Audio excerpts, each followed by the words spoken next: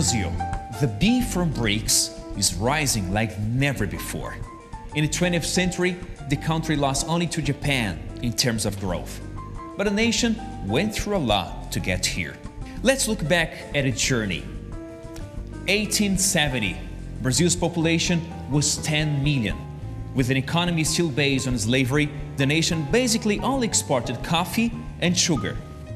The GDP was $7 billion, and the GDP per capita was a little over $700. 1930, the industrialization and urbanization of the country had begun. In 1931, Roche arrived in Brazil to become part of the process. 15 years later, boosted by World War II, Brazil began a rapid industrialization process that escalated in the 50s, 60s, and 70s. The country also saw the advance of the automobile and steel industries, chemistry, the capital goods industry, and various consumer goods manufacturers. Brazil was urbanized very quickly as great masses of the population left the fields and headed toward the cities. A strong infrastructure was built, especially in terms of energy and highways. 1970, the national soccer team won the World Cup for the third time, and Brazil started registering an annual growth between 8 and 10%. This was called the Brazilian economic miracle. The state assumed a big role in the economy, and the country saw the rise of national and foreign debt. The recipe for inflation was complete.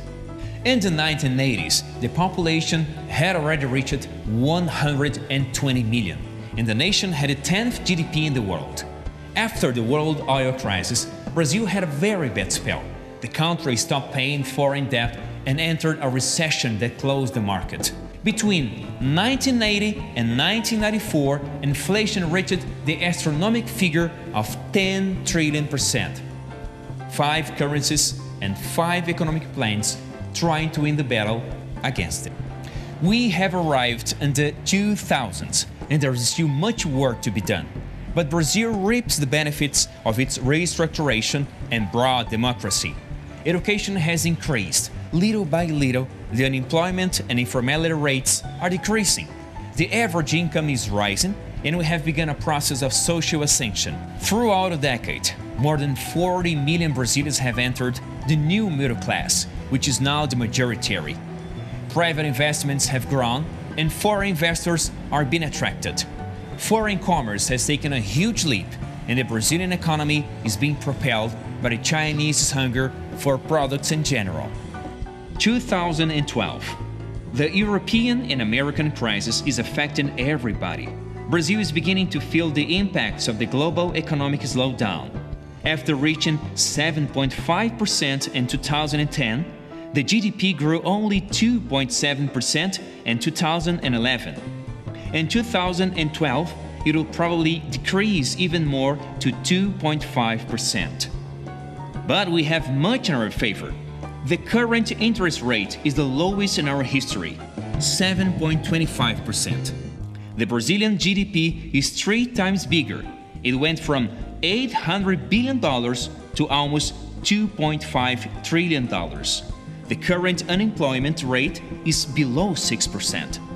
But for us to achieve sustainable growth, we need to make structural reforms. We also have to invest heavily in infrastructure, in the quality of education, in research and innovation, in the quality of public health, in housing, and the fight against corruption.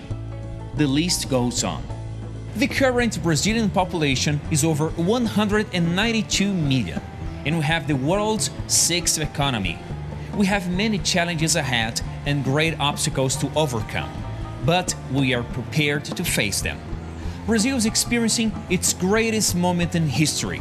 We are about to host the world's 2 largest sporting events, the FIFA World Cup in 2014 and the 2016 Olympic Games in Rio de Janeiro. Therefore, we will have many business opportunities, but many other partners will be necessary to become the Brazil we would like to be.